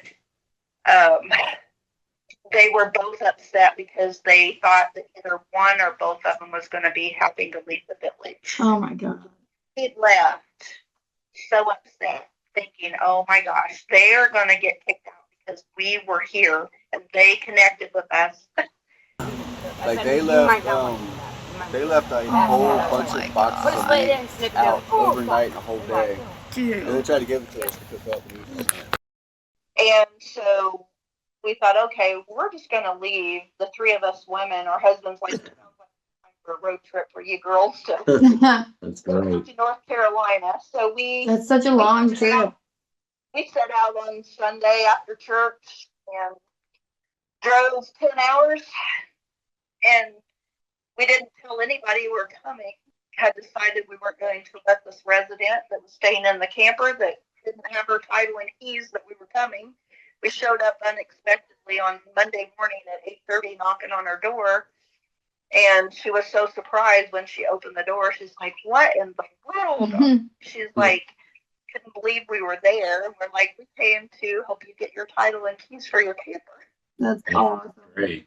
And so then we were on a mission, and we took her with us, and she spent the day with us as we set out and headed over to Hope Village and pulled in, and I'd say they were pretty surprised to see us. Oh, I bet. Ronnie came up to us and was telling him, that we had came and we were wanting to get the title and keys for his camper, and the resident living in the camper went with us and gets out and tells Ronnie that, we had come to help her get her title and keys to move her camper. And we said, she said that I guess Anthony had the title, and he's like, Anthony, I don't know Anthony. And he didn't know Anthony. Then eventually he goes into the camper to get Deanna and comes out, and all of a sudden, oh yeah, Anthony. Well, I get Anthony's phone number. She's on the phone with Anthony to get that title. The resident who also needs keys, she had asked about the keys. Well, he said he didn't know. He didn't think he had the keys. If he did, he didn't know which ones they would be. And he gets in his truck and gets out some keys. He's like, I don't know if she has the keys. I don't think I have the keys. Well, all of a sudden, whenever she comes out and she gets on the phone with Anthony, and Anthony, oh yeah, the keys are in Ronnie's truck. So he gets in there and he gets out the keys. And he's like, if you take a picture of them and send them to me, I can tell you if that's the right keys to the camper. So then we set off because we have the address, and the man, we had to drive about almost an hour and go to the place and get the title. Then the next day we took her to the license branch and got her title for her plates and stuff for her camper. When we go to get the paperwork and stuff, the guy, Anthony, says, so do y'all think there's something fishy going on here? But we also heard through this resident who was keeping in contact with the person who was still at the village that they were upset because they had to give her this other camper. And because of her being in contact with us and stuff, that it wasn't going to happen for her getting the title and the keys to the camper. Yeah. Everybody that comes in there is withdrawing right away, no matter who it is, and you're a liar if you say you're not. Oh my God, yeah, man. I went in there pretty fucking sober.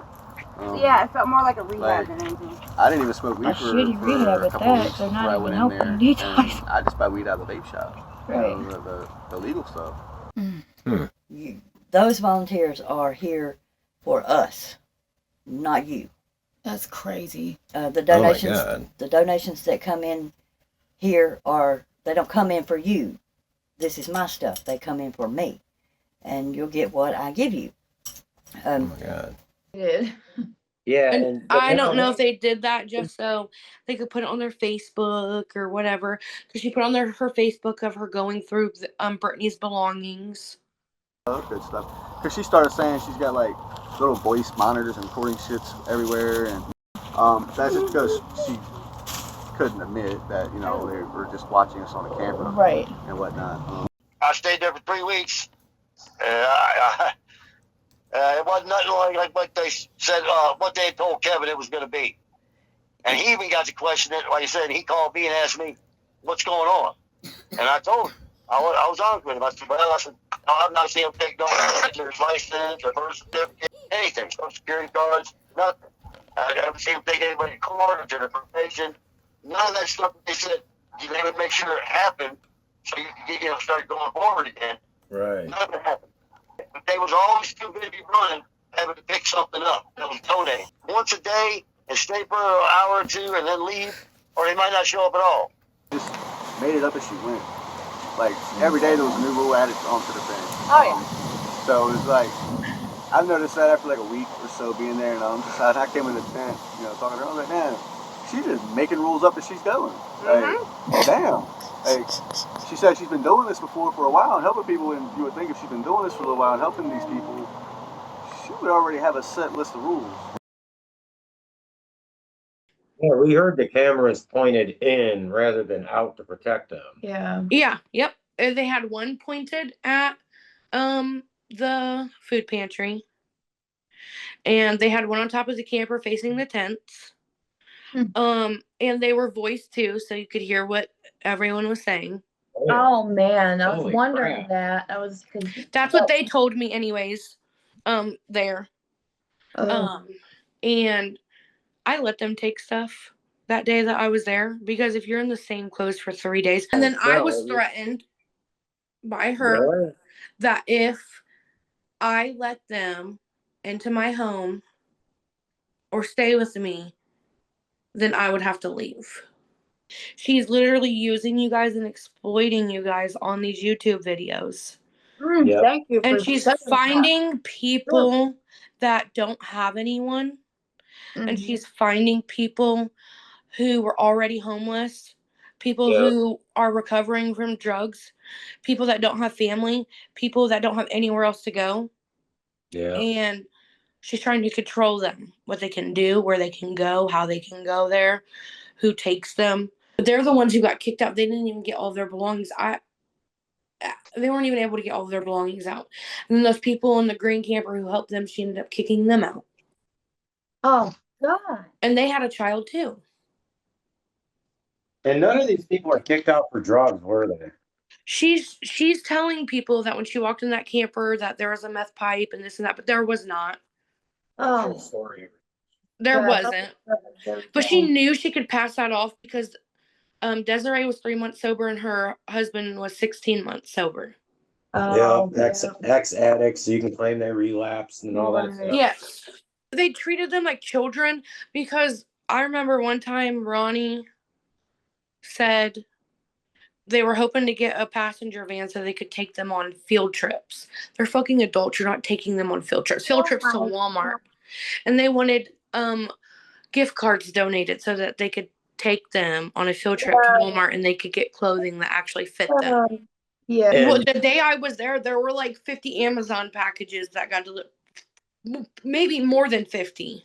from that wish list that John put up on his thing. Yeah. There were $200 or $100 gift cards to Lowe's. That's $2,000. Wow. They were bought out completely. Oh my God. Oh. This is And he was talking about in one of his YouTube videos that they were going to Maggie Valley, and does anybody want to sponsor their hotel room? Why are you asking someone to sponsor their hotel room? Why aren't you asking someone to sponsor a hotel room for someone that's still in a tent in the mountains? Yeah, and then you can take a shower. But Brittany, the one who was leaving there, I don't know if you've seen the recent video on Sisters in Christ. Yeah, no, Brittany. Brittany has mental health issues, I'm sure, as you could tell. And she was a sweet girl. When I got there, she told me she had been in the same clothes for 3 days because they would not let her bring her suitcase because they told her it was a fire hazard inside of the hot tent. Even though they had air mattresses and blankets and everything in there. The one girl only had boots on and it was warm out. She saw a pair of shoes. She goes, I'm taking them, whether you tell me I can or not. And I'm like, take them. Yeah. Who am I to tell you when all these donations are coming in for you guys? Out here, I'm like, He started telling us more about it, more detail of what it's supposed to be and what it's supposed to entail and the help we were supposed to get. And I mean, it sounded good. You know, when he said IDs are like a guarantee, like it's going to happen, I was like, yeah, I want to do it. You know, like that's all I want. Damn ID. I don't need help getting a job. I can do that just fine. So they can take off there. We loaded it up for them and they hauled it up. We never got any of it. I mean, they had a dump trailer slap full of donations. They had a camper slap full of Amazon bag boxes. And I mean, from floor to ceiling, from one wall to the front, you couldn't even walk in there. It was just packed. She's supposed to better these people's lives, and she had the means to do it with all the donations. Oh yeah. And everything that she got, and I was driving home, my kids fell asleep, and I literally cried the whole way home, like, because I felt so bad.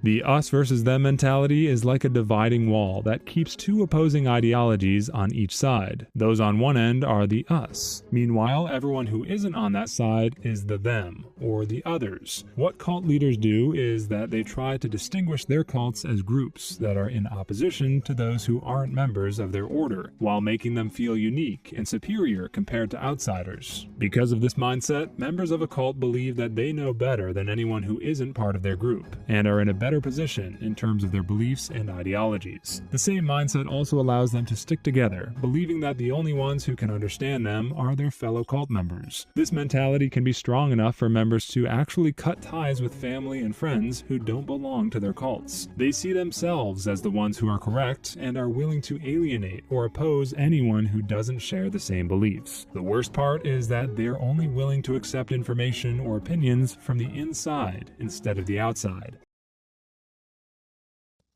We respect our neighbors even though they don't respect us. And we will continue to pray for them.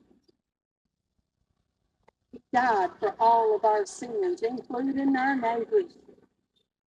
And we pray that that day comes, that their eyes change, and the light is lifted, and that they will be sitting in this front yard, and they will be sharing their testimony. The only thing different that they have is deeper pockets. They got more money in their pockets. They got stuff that's been handed down to them. They got land and land and land.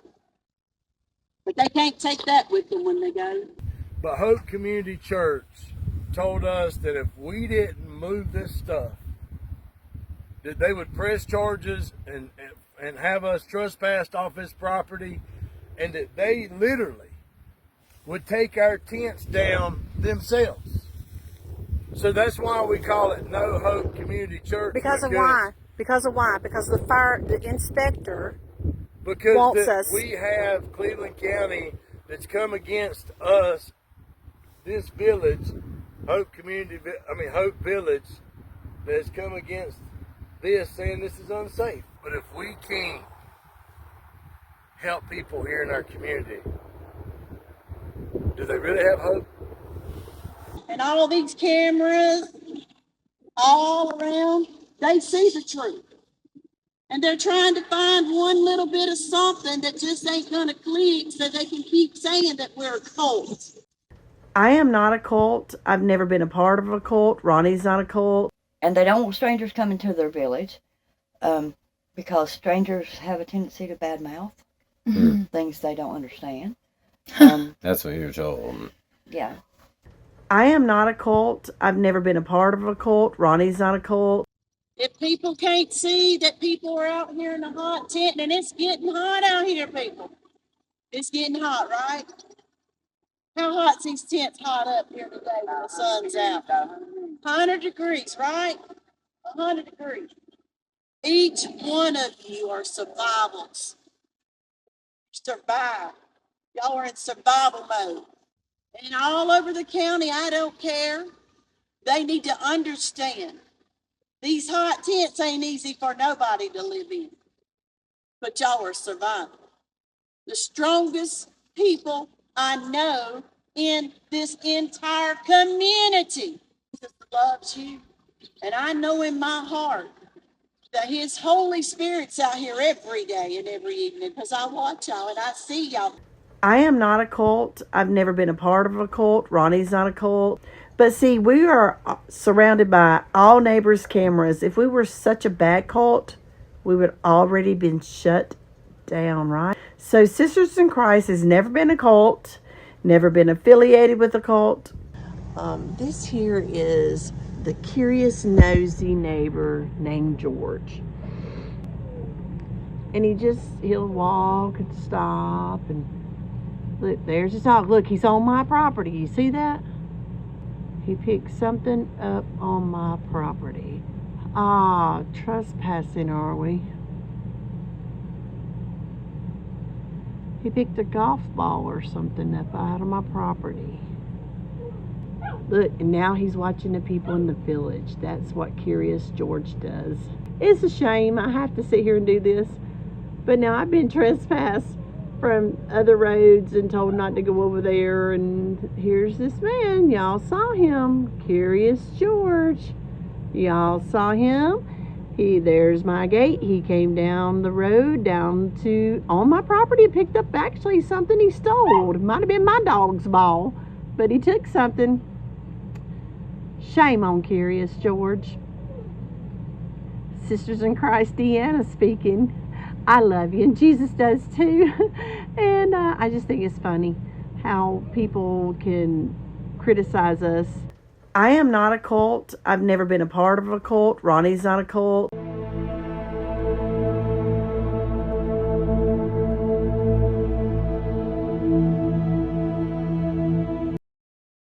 Indoctrination. For those unaware, to indoctrinate is to teach a person or group to accept a set of beliefs uncritically. Cults seem to put an emphasis on the uncritically portion of the accepted definition, probably because, unlike, say, a business, the leader's main concern is always a belief system that is at the foundation of the cult. In a business or a criminal enterprise, the beliefs, practices, and morals of the organization can often take a back seat to obvious pursuits like income, relationships with other groups or individuals, or public relational goals. Cults almost always take their members to mental, emotional, and even physical extremes in order to indoctrinate them. The indoctrination itself is a remarkably powerful action and characteristic of a cult, and that's illustrated by the fact that other characteristics of the Big Seven are often needed to complete the necessary indoctrination needed. For instance, isolation often plays a big role, as does deception. Historically, tactics involving social isolation, deception, sexual acts, love bombing, repetitive physical labor, repetition of prayers or mantras, financial manipulation, negative reinforcement, and lifestyle control have proven to be some of the most effective ways of indoctrinating members into the belief systems of the most successful cults. Oftentimes, like what we've heard here in multiple interviews of Sisters in Christ Hope Village survivors and volunteers, the belief system of a given cult can change at the drop of a dime. This usually speaks to the psychologically unpredictable nature of the cult leader. What truly matters is that members are fully aware that if it's discovered that they do not live by the beliefs of the cult, or even worse, question them and or mock them, they will be punished and or excommunicated.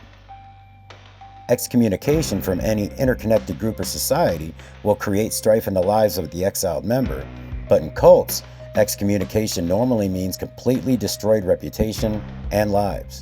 In extreme cases, it has led to the loss of life. According to both members and volunteers alike, Briscoe and her sidekicks indoctrinate their members with intimidational speeches, braggadocious "I did it if you can't, you're weak" lectures, the repetition of Bible passages from which, in a warped fashion, parallels to Hope Village can be made, periods of intensive physical labor, and of course the us versus them tactic are all utilized to their fullest extents. An additional indoctrinational tactic used by Briscoe and company is the forced labor that is loading and unloading of mass donations. Being that they're intended for the members themselves, yet they'll never possess or use them. There's an almost novel psychological game being played there that seems as though it adds quite a bit of shame to feelings and stories of the members. And they don't want strangers coming to their village because strangers have a tendency to badmouth things they don't understand. Oh yeah, you had to live up to their standards and do exactly what they said and follow by every one of the rules.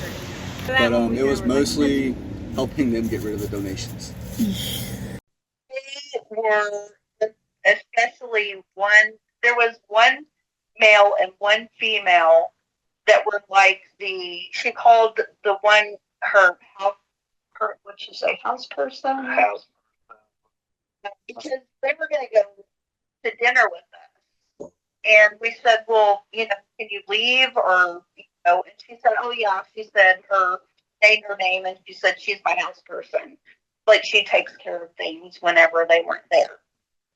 And then we also noticed that the male, everything that needed done, she would call for him, do this, do that, do this, that. And that night she called everybody. It was like 8 o'clock at night. Like, we was all in our pajamas and getting comfy and stuff, and she called us out there in the cold, in the rain and shit, to do that piss test. And Right, to do it that way, and then it was like a woe is me story. Yeah, I didn't take it as motivational at all. I took it as this is what I went through. This is my story. I did drugs just like you, and I'm no different than you, and hello, I barely did drugs. Basically, cocaine was my go-to, but that was it. It was just always drugs. Really, if she wanted some motivational speech, it could have been helping us get at ease. You guys survived 14 degrees. Now we will survive 100 degrees out here because of Jesus. From the mobile bathhouse, or when most of us, when we got here on this property, we didn't even get to take showers for 3 or 4 weeks. Remember those days, Denise? Remember those days, James and Vicky, Gerald? You remember those days? That you last few people that's come in, y'all got the honor of having that bathhouse. We didn't con that out of nobody. I don't have $1. What they say when they say it. I mean, you got when they say jump, you gotta say how high. You can't go off and do what you want to do. She said when you get here, you got your first 4 days, and just lay around and sleep it off and sweat it out. And I said, well, you know what? I never got my 4 days. I told her that. I said, I never got my 4 days. I said, I'm going back to bed. When you're called on a mission for God, you complete that mission for God. You be obedient. Then I remember whenever I was detoxing, it wasn't a detox center that I went to. It wasn't a recovery hub that I went to. It wasn't a Hope Village that I went to. It was Jesus. Basically, they just did as she said and as she wanted. Like her picture perfect people to have, and the one she could mold and shape. The one means I chose you. Jesus chose you and you and you and you and you and you and me and my husband and everybody else who turns to Christ. It's about looking at people saying, Gerald, man, you look good. Where you been hiding? We thought you were gone in jail. No, Gerald's been at Hope Village. Gerald's been doing good. She honestly just made it up as she went. Like, every day there was a new rule added onto the thing. Oh, yeah. So it was like, I've noticed that after like a week or so being there, and I came in the tent, talking to her, I was like, man, she's just making rules up as she's going. Like, damn. Like, she said she's been doing this before for a while and helping people, and you would think if she's been doing this for a little while and helping these people, she would already have a set list of rules. And we said to ourselves, they're like imprisoned slaves. I am not a cult. I've never been a part of a cult. Ronnie's not a cult. So by every available metric, Sisters in Christ Hope Village qualifies as a cult. What now? Well, being that Briscoe has evicted nearly all of her followers and members in the making, and while doing so stated that Hope Village will now be a paid RV park that in some vague way may help the homeless, perhaps there's nothing to worry about unless you're someone who donated your hard-earned money to a person, cause, or project that will no longer exist. But then again, Sisk has stated, just as recently, that supplies, donations, and funding are all saved for the many, many years in which Hope Village will continue on into the future solely to help the homeless by getting them into hot tents. Yet and still, there are the simultaneous claims by Ward that, quote, Debbie and Ronnie have the best program he's ever seen, unquote, when referring to their transitional living, tent to camper to trailer or apartment idea that was realistic enough on video, but that proved to be completely imaginary in real life. When something is so rooted in deception from the start, and its principal actors are all but defined by their lies, things could go in any direction at any time. Is it possible that the three of them, bound by propagandized lies and shared criminal involvement, are purposely muddying the waters in an effort to confuse concerned parties? It doesn't take any particular level of sophistication to craft such a campaign. Perhaps one thing that could prove helpful is that, if the current state of Hope Village is to be taken as a failure, there are a handful of known and established ways that an aspiring cult leader like Briscoe usually proceeds. 1. Denial and doubling down. Some leaders vehemently deny their failure, blaming outsiders or misinterpretation of events to maintain their authority. This can lead the followers doubling down on their devotion, even in the face of contrary evidence. Now this one, well, outside of principles, there are only 3 members at this point whose devotion could be of any consequence, so it could be enough, but this wouldn't be my pick. Acting out with rage. Sometimes failed cult leaders react with rage, particularly if they feel personally embarrassed or challenged. This can manifest in verbal abuse, physical intimidation, or even violent acts. So long as a word keeps spreading in the streets that Hope Village is not the place to end up, Briscoe and her inner circle will not have anyone to abuse, and even the angriest and most embarrassed in her position would be hesitant to hurt anyone outside of the cult itself. Restructuring or rebranding. Some leaders might attempt to salvage their reputation by restructuring the group, rebranding their ideology, or finding new followers. Now, given the recent attempts at improving the public perception of their mission, even though it's caused them to claim multiple missions as their supposed focus, we feel that this could be the most likely reaction. Disappearance or secretiveness. In some cases, leaders might disappear or become heavily guarded, fearing exposure or repercussions from their actions. This feels unlikely due to Briscoe's infatuation with being in the public eye. Self-unaliving or violence. In extreme cases, leaders may resort to self-unaliving or violence, either for themselves or for their followers, as seen in the example of Jim Jones in the People's Temple. Now, I hope that this one isn't a possibility, and to be honest, from studying this stuff now, I don't think that it is. Hope Village is a concept that Briscoe built in her mind over a period of many years. A perfect storm, quite literally, forced a social contagion from its dormant state within her head out into western North Carolina's communities, somewhat hastily. Just as hard lessons she learned while running her failed and controversial homeless shelter in the latter part of the 2010s taught her things that she needed to know in order to get Hope Village off the ground, public response, from people like us documenting the grift to likely thousands of rightfully negative comments that she's had to delete off of YouTube and Facebook videos, undoubtedly give her a leg up if she chooses to rebuild and rebrand. She's got the land. She's received the vehicles. She's got a handful of loyal supporters. She's got warehouses full of supplies. And unless she's blown it in ways that we're unaware of, she's collected enough money to live comfortably while plotting her next move. She's got the Bible and a handful of its verses that she believes serve her purpose and plan. And while it's not in the best interest of his career overall to extensively cover Hope Village, she's got John Ward's Appalachian channel to propagandize whatever message she wishes to spread.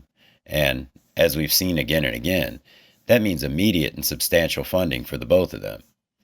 She's got her loyal husband, so loyal to her cause, in fact, that he's allowed a 2-year marriage to be sold to the public as one of 10 years, if it means better branding for the organization.